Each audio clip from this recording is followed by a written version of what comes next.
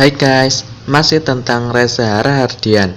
Berdasarkan requestan kalian, saya akan merangkum film berjudul Critical 11 2017. Tanpa basa-basi lagi, monggo disimak ceritanya. Namun sebelum lanjut, jangan lupa ditekan dulu like, komen, dan subscribe-nya.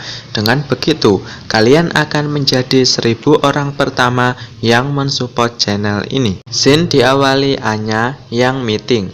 Agnes, Tara, dan Doni membahas keberangkatan Anya ke Sydney untuk urusan pekerjaan. Di pesawat, Anya duduk di samping Ale. Kita akan dijelaskan tentang Critical 11, yaitu 11 menit paling kritis di pesawat, tepatnya 3 menit sebelum take off dan 8 menit setelah landing, karena 80% kecelakaan pesawat terjadi di 11 menit ini. Film pun dimulai. Anya dan Ale masih diam-diaman hingga Anya ketumpahan air. Ale pun memberikan sapu tangannya. Anya mencari barang dan ternyata itu adalah mainan dinosaurus kecil. Mereka makan ketoprak. Ale memperkenalkan Anya kepada keluarganya. Ia disambut baik dan diajak makan.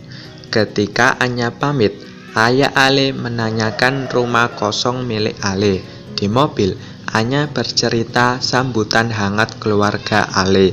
Para sahabatnya Anya menyindir kedekatan Anya dengan Ale. Akad nikah pun dilakukan. Ale dan Anya resmi menikah.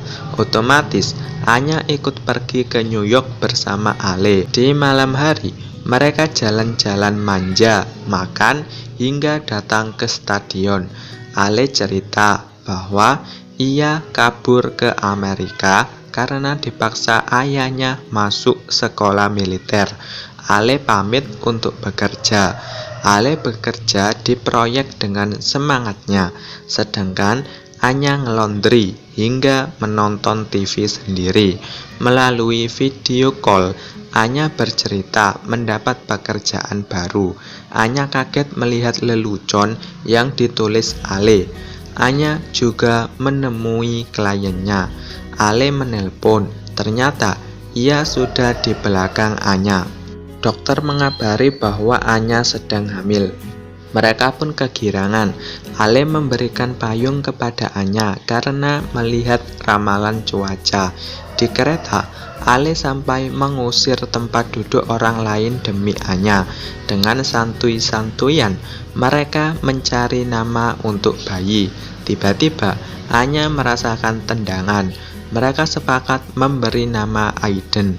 Ale mengajak Anya kembali ke Indonesia, tetapi Anya menanggapinya dengan ragu-ragu. Ketika menelpon, Anya ditabrak pesepeda ontel. Ale langsung menyusul ke rumah sakit.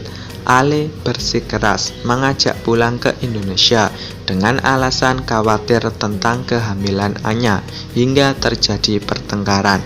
Ale ngomong ia khawatir dengan Aiden. Hal ini membuat Anya ngambek karena menganggap Ale mengingkari janjinya untuk sayang kepadanya.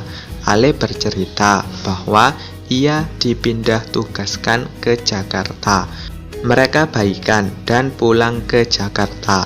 Ale membuat ranjang bayi. Anya mencoreti kaos Ale dengan tulisan bersama keluarga Ale.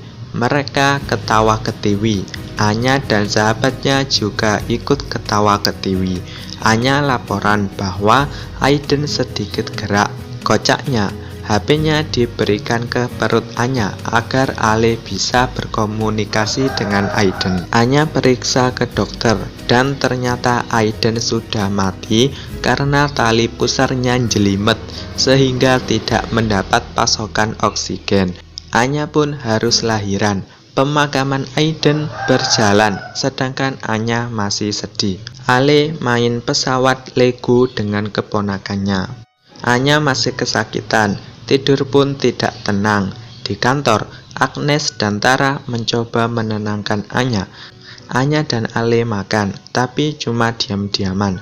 Tiba-tiba Ale bilang, "Mungkin dulu kalau kamu gak terlalu sibuk, Aiden masih hidup." Anya pun ngambek lagi.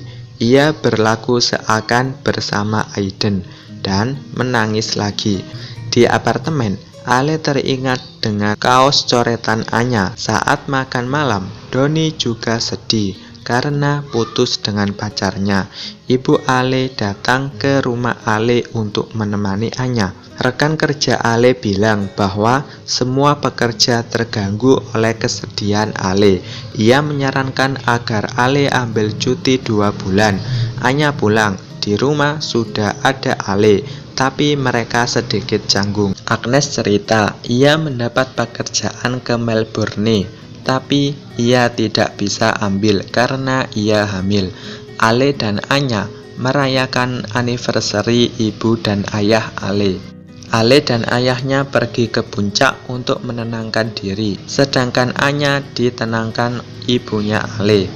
Ayah dan ibu Ale masing-masing bercerita bahwa dulu mereka juga pernah keguguran anak pertama sebelum Ale. Ale dan sang ayah datang ke makam Aiden. Tara membantu Agnes mencari nama untuk bayinya. Hal ini menyebabkan Anya nangis. Doni menyarankan Anya untuk menggantikan Agnes ke Melbourne. Ale dikabari bahwa Anya minggat. Ale segera nyusul. Tiba-tiba, this is a prank. Di hari ulang tahunnya Ale, mereka saling memaafkan. Di rumah, mereka masih diam-diaman. Tetapi Ale langsung memeluk Anya dan main esek-esek. Pagi-pagi buta, Anya mengabari. Anya pun pulang. Anya mengatakan ia tidak kenal lagi dengan Ale. Alasannya karena Ale tidak pernah masuk ke kamar Aiden.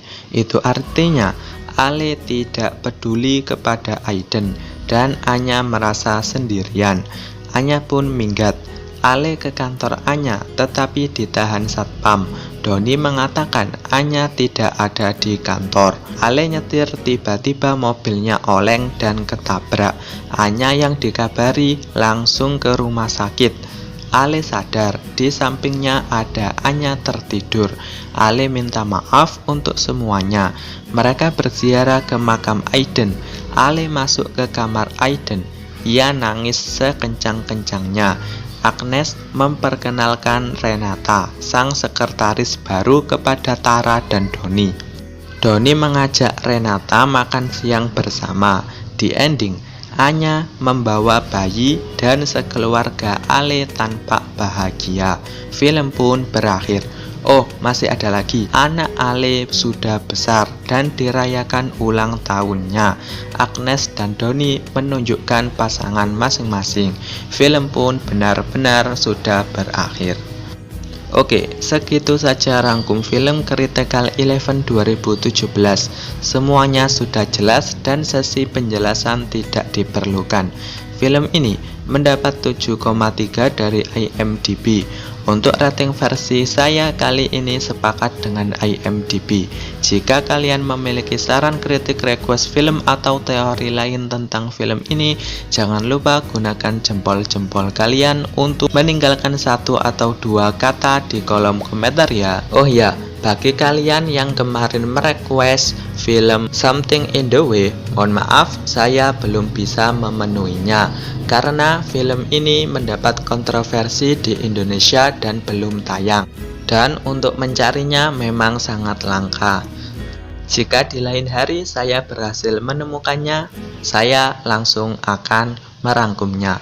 Terima kasih dan see you next video.